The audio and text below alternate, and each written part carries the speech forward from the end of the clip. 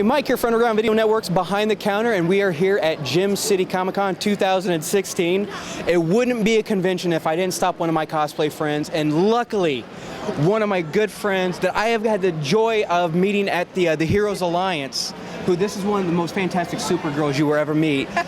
I am here with Mousey Caitlin. Caitlin, how are you? I'm doing great. We're having a great time at Gem City, and of course I've got my son with me who's a little Ghostbuster too, and we're just having a great time. Dude, I'm going to be honest with you because I follow her on Facebook, which I'm going to ask you about later. But I love seeing he's carrying on the torch. Of course. That you're immersing him in the world. I find that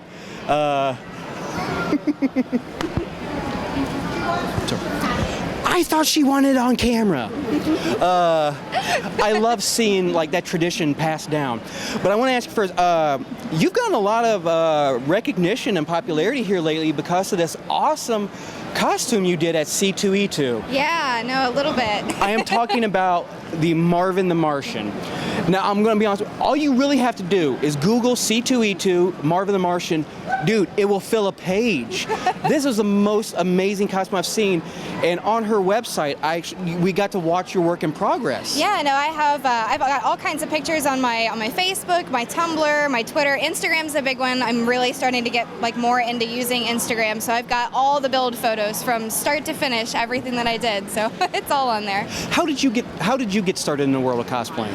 With cosplaying, really, it's I mean, with the Heroes Alliance was probably my first real step in getting into it a lot. I started like cosplaying for anime conventions like back in 2007 when this one was just born, and it was a little too much then, but my family kind of pushed me. They're like, if you're gonna do this, we want you to do something with it. And then I came across the Heroes Alliance. I know that they do so many great charity organizations. We've worked with kids that are fighting chemo. They've got cancer. There's all kinds of things that you can do. Like congenital heart failure is probably one of the first ones that I did. And this little boy that was probably a little bit younger than my son, I fell in love with him, and I knew right off the bat, like, okay, this is what I want to do, because when those kids look at you and they know this is Supergirl, this is a Ghostbuster, I can do this. They love meeting us, and they love just playing around with us. They get to play with their heroes. Yes, that's the best thing. Yes,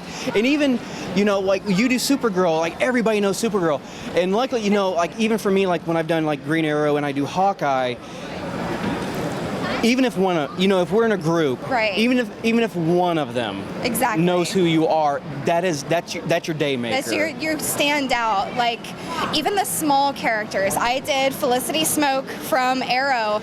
This little girl, I'm not joking, she was probably 6 or 7. She's like, Felicity, and my heart melted. It did, because you get that one little kid, and maybe the grown-ups don't know you, and maybe the teenagers don't, but when the little kids know you, that's the best. That's the best part at the end of the day.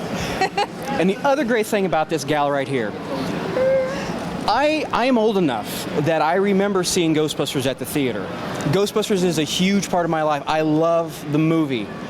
I can honestly say if there is any one person that I know that trumps me, obviously, honestly trumps me in the Ghostbusters just passion for the movie and the love. It's her right here. I got mad respect for you. Now I gotta ask, how did you get started?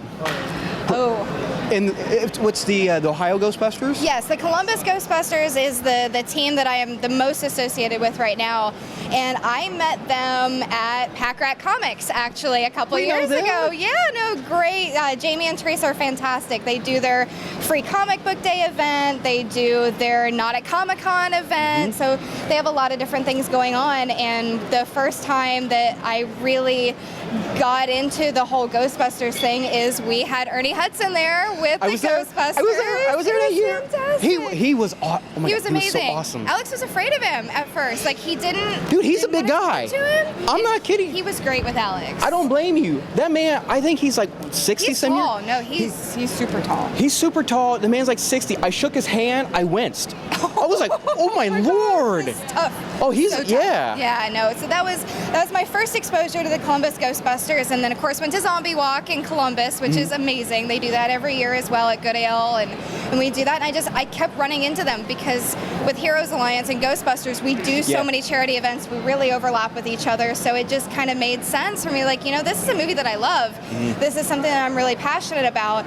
And I think the tipping point for me, and this is probably a sad moment, but my mom passed away in 2010. And when she did, I inherited my mother's vehicle.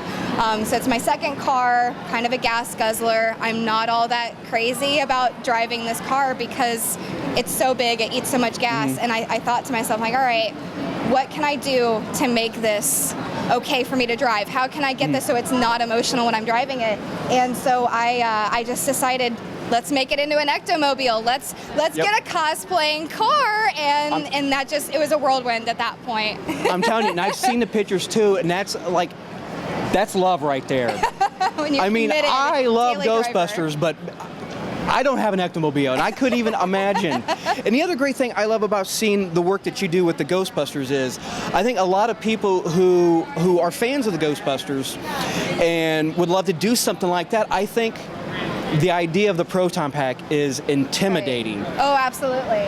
Absolutely. And John just walked away, or we would show you, because it's so detailed, and I'm afraid of it. I'm scared. But see, what I love about what you do is you show people who are fans of Ghostbusters that would want to do something that there is more to the Ghostbusters than just that pack on their back. Oh, absolutely. I mean, look. I mean, this is fantastic. And I've seen you're making the my little slime blower. Yeah, this is my little one for the little one. Yes.